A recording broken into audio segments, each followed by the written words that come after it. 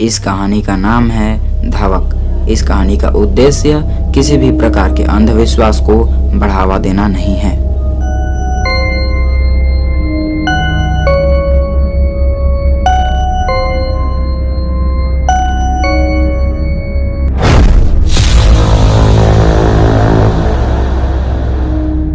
आज के समय में लोग पैसे के लिए क्या नहीं करते, लेकिन ये पैसा आपको मौत के दरवाजे तक भी ले जा सकता है। और इसी चीज को आप इस कहानी के जरिए समझें। इस कहानी की शुरुआत होती है एक पॉलिटेक्निक कॉलेज से, जिसमें दो दोस्त विजय और संजय साथ में पढ़ते थे। वे पढ़ने के लिए वाराणसी गए हुए थे। दोनों एक ही गांव के थे, इसलिए वे एक साथ रेंट पर रहते थे। दिन भर पढ़ना और एक ही रूम में पूरा दिन काटने से विजय और संजय बोर हो चुके थे। एक दिन उन्होंने अपना बैग पैक किया और अपने गांव आ गए। उनका गांव वाराणसी के बगल के जिले मिर्जापुर के रस्तोगिया में था। हाल ही में संजय के पिताजी ने एक थार खरीदी थी और इसलिए संजय को थार से घूमने का बड़ा मन था। तब संजय ने विजय को बुलाया और घूमने के लिए पूछा। विजय ने बताया कि उसे किसी बड़े बांध को देखने का मन कर रहा है। कुछ देर सोचने के बाद संजय भी राजी हो गया। उन्होंने गूगल मैप्स पर पता लगाया तो उन्हें रस्तोगिया से 17 किलोमीटर दूर एक बांध का नाम पता चला। इस बांध का नाम था अहरौरा बांध, जो अहरौरा में था।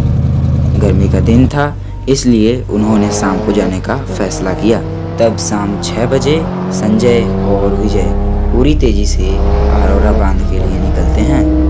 संजय को तो मानो जैसे किसी ओवर स्पीडिंग के कीड़े ने काट लिया हो, क्योंकि वो 30-40 नहीं बल्कि 85 किलोमीटर प्रति घंटे की स्पीड से गाड़ी को चला रहा था। इसीलिए वो सिर्फ 10 मिनट में ही अहरौरा पहुंच गए थे। लेकिन जब वे बांध के मेन गेट पर पहुंचे तब वॉचमैन ने उन्हें वहां जाने से साफ मना कर दिया।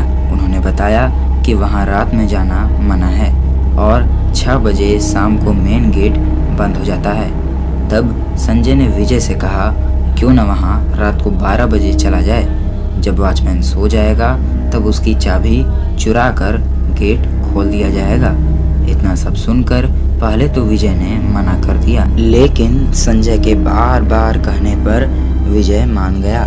इसलिए वे लोग थार को साइड में खड़ा करके और 12 बजे का अलार्म लगा के सो जाते हैं। जैसे ही रात के 12 बजते हैं वे दोनों चुपचाप गाड़ी स्टार्ट करके और गेट खोल के निकल जाते हैं। उन्होंने सोचा था कि बांध बहुत खूबसूरत होगा, लेकिन अंधेरे के चलते सिर्फ सामने का सूना सा रास्ता दिखाई दे रहा था। ये वही रास्ता था जिस पर सुबह सुबह लोग ठंडी हवा का आनंद लेने और दौड़ने के लिए आते थे। फिलहाल 12:20 हो चले थे और वे लोग रास्ते के अंत में पहाड़ के पास पहुंच चुके थे। कुछ ही समय में आसमान से बादलों के हटते ही थोड़ी थोड़ी रोशनी आने लगी थी। रास्ता थोड़ा ज़्यादा दूर तक दिख रहा था। संजय और विजय बियर लड़ाने लगते हैं और आपस में बात करने लगते हैं। बात करते करते 1 बज चुके थे। वे अभी भी अपने आप में ही मगन थे। सुनसान से पहाड़ी के पास वे अकेले ही पार्टी कर रहे थे कि तभी विजय को किसी के दौड़ने की आवाज़ सुनाई देती है। उसने तुरंत एक बार दूर तक देखा। उसे अंधेरे के चलते कुछ खास दिखाई नहीं दिया। तब उसने संजय को शांत होने के लिए बोला। संजय के शांत होते ही दौड़ने की आवाज़ फिर से आने लगी।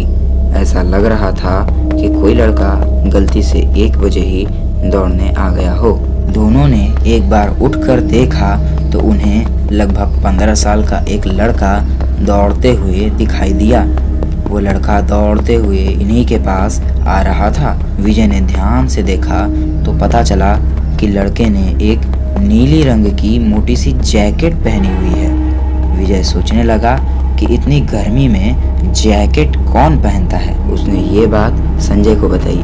संजय ने भी एक बार ध्यान से देखा तो उसे भी हैरत हुई कि इतनी गर्मी में भला जैकेट कौन पहनेगा। लेकिन जैकेट के साथ साथ उसने उसके गले में सोने की एक मोटी चैन देखी।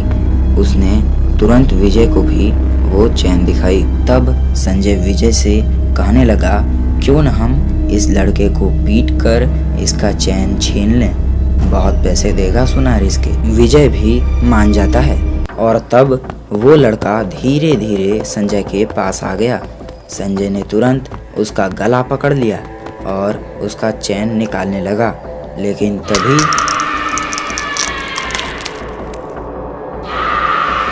संजय बहुत बुरी तरीके से डर गया।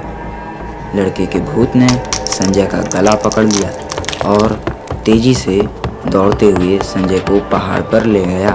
विजय ने आसपास देखा तो उसे थार की चाबी मिल गई। विजय ने तुरंत गाड़ी को स्टार्ट किया और जैसे ही उसने गाड़ी को कुछ दूर भगाया तभी उसे साइड मिरर में कुछ ऐसा दिखा जिसके बारे में उसने सोचा भी नहीं था।